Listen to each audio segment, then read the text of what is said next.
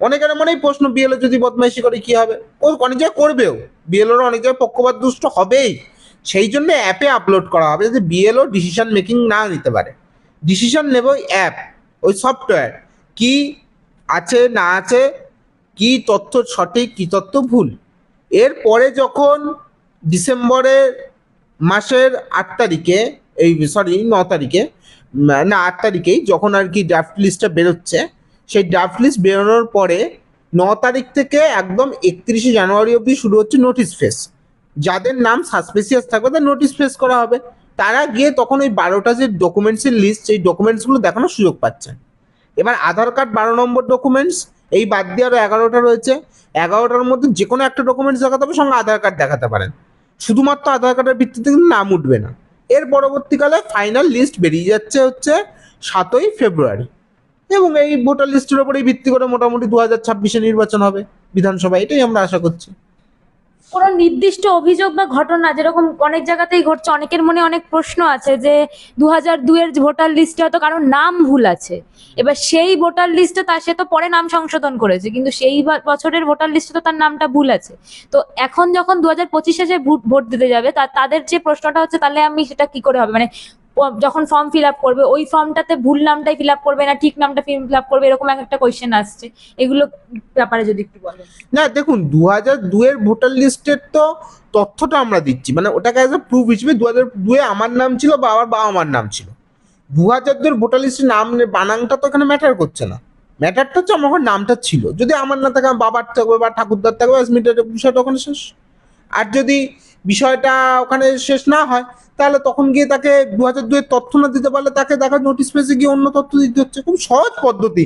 দেখুন, এখানে দাঁড়িয়ে যার কাছে কাগজ আছে, যার কাছে ডকুমেন্টস আছে, যার কাছে বৈধতা আছে, তার ভয় পাওয়ার আমি কোনো জায়গা দেখছি না।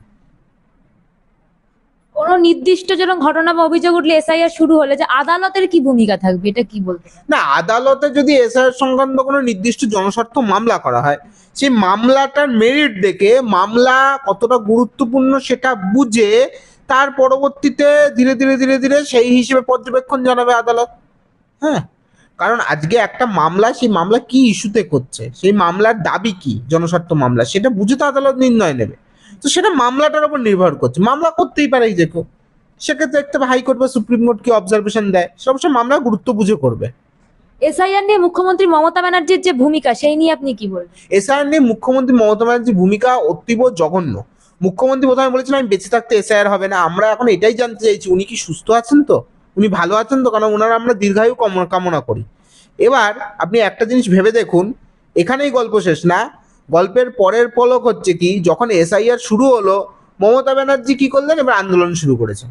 আরে এসআইআর তো হচ্ছে, মমতা ব্যানার্জি আন্দোলন করুক না করুক, যাই করুক, তাতে করে কি যায় আসে যায়? মুখ্যমন্ত্রী হয়ে উনি কথায় কথায় মিথ্যে কথা বলছেন, মানুষকে ভুল বোঝাচ্ছেন। এসআইআর এর সাথে আছে ভোটার তালিকার সম্পর্ক, ভোটার তালিকা ঝাড়াই বাছাইয়ের সম্পর্ক। এসআইআর এর সাথে নাগরিকত্বর কোনো সম্পর্ক নেই, এসআইআর এর সাথে এনআরসির কোনো সম্পর্ক নেই, এসআইআর এর সাথে ডিটেনশন ক্যাম্পের কোনো সম্পর্ক নেই। এসআইআর থামাতে নাকি প্রশাসনিক প্রভাব খাটানো হচ্ছে, এই বিষয়ে কি বলবেন? না, সেটা তো উনি খাটাবেন, এখানে ওনার প্রশাসন উনি তো চেষ্টা করবেন। নির্বাচন কমিশনও তার সময়ের মতো এসআইআর বুঝে নেবে। যতই উনি প্রশাসনের আধিকারিকদের দিয়ে ট্রাই করুন এসআইআরটাকে ফ্লপ করানোর, এসআইআরটাকে আটকে দেওয়ার, হ্যাঁ, সেই জায়গায় দাঁড়িয়ে কোনোভাবেই উনি আটকাতে পারবেন না, কারণ এটা ওনার এখতিয়ারের মধ্যে নেই। প্রশাসন কাজ করতে বাধ্য। মানে পুরো দেশে হচ্ছে 12টি রাজ্যে এসআইআর চালু হয়েছে, মানে পুরো পশ্চিমবঙ্গকে নিয়ে সব সব রাজ্যেই তো খুবই সাধারণভাবে এসআইআর হচ্ছে, কারোর কোনো সমস্যা ছাড়া। শুধুমাত্র ওয়েস্ট বেঙ্গলেই কেন এত সমস্যা দেখা দিচ্ছে? দেখুন, ওয়েস্ট বেঙ্গলে সমস্যা দেখা দিচ্ছে, তার কারণটা হচ্ছে ওয়েস্ট বেঙ্গলের মুখ্যমন্ত্রী নাম মমতা ব্যানার্জি। তিনি প্রথম থেকে, আমি আগেই বললাম, প্রথম থেকে তিনি মিথ্যে কথা বলছেন। মিথ্যে কথা বলে প্রথমে মানুষকে ভুল বুঝিয়েছেন, বলেছেন উনি বেঁচে থাকতে এসআইআর হবে না। এখন তো উনি বেঁচে আছেন, তাহলে উনি যখন বেঁচে আছেন তাহলে কেন এসআইআরটা হচ্ছে? আমার প্রসঙ্গটা সেটা। আমি ওনার দীর্ঘায়ু সুস্থায়ু জীবন কামনা করি।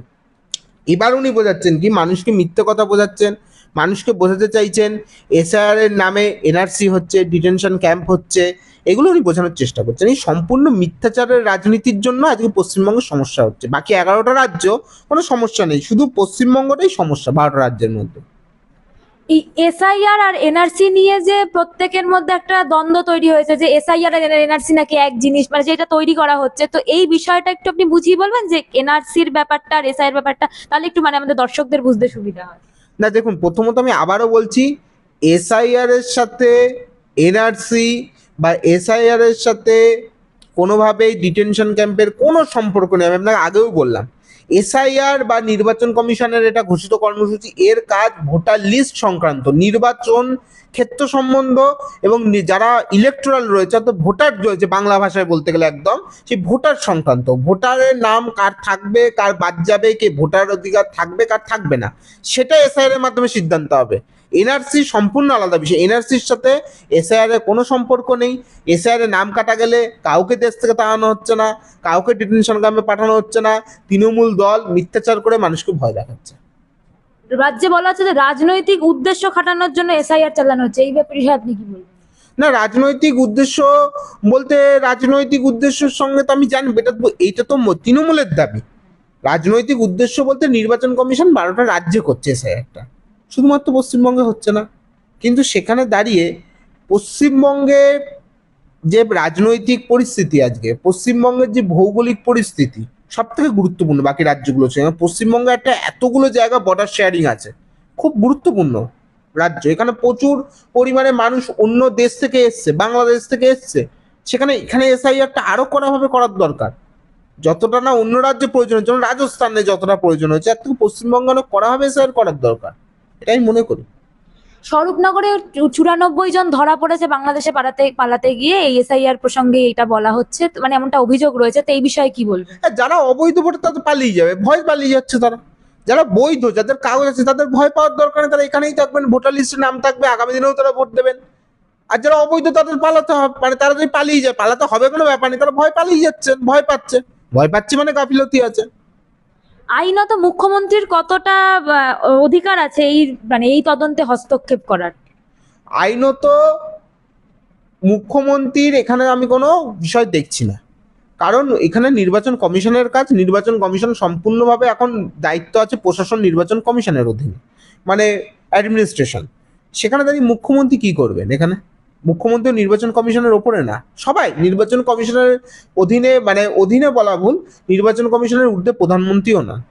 ঠিক আছে, নির্বাচনে দাঁড়িয়ে সবাইকে জিতে প্রধানমন্ত্রী, মুখ্যমন্ত্রী, এমএলএ, এমপি, মন্ত্রী, পঞ্চায়েত মেম্বার, কাউন্সিলর সব হতে হয়, ফলে সবটাই নির্বাচন কমিশন সবার মাথার উপরে। 2002 সালে যখন এসআইআর হয়েছিল ওয়েস্ট বেঙ্গলে, তখন এই মুখ্যমন্ত্রী মমতা ব্যানার্জি, তিনি বিরোধী নেত্রী ছিলেন, তখন উনি বলেছিলেন যে এসআইআর হওয়া চাই, সিপিএম নাকি বাইরে থেকে বাংলাদেশ থেকে ভোটার ঢোকাচ্ছে রাজ্যে, তখন তিনি দাবি করেছিলেন যে এসআইআর হতেই হবে। কিন্তু এখন যখন ওনার শাসনকাল, তখন উনি বলছেন যে উনি এসআইআর হতে দেবেন না, বা কালকে থেকে যখন এসআইআর শুরু হলো আমরা দেখলাম উনি একটি বিশাল মিছিল করলেন যাতে এসআইআর না হয়। এই ব্যাপারে আপনি কি বলবেন? সেটাই তো বললাম, মুখ্যমন্ত্রী প্রথমে বলেছেন উনি বেঁচে থাকতে এসআইআর হবে না। আবার দেখুন, গতকাল দেখলাম উনি মিছিল করছেন এবং মানুষকে ভুল বোঝাচ্ছেন। উনি তো আবার গভর্নমেন্ট বলতে পারেন না, উনি বলেন গভর্নমেন্ট। তো ওনার এই গভর্নমেন্ট বা উনি মানুষকে ভুল বোঝানোর কাজ করতে নেমেছে, এটাই চলছে।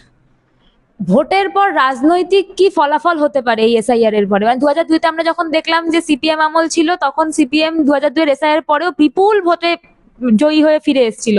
এইবার কি সেরকম কিছু হতে পারে, না অন্য কিছু হতে পারে, কি বলবেন না?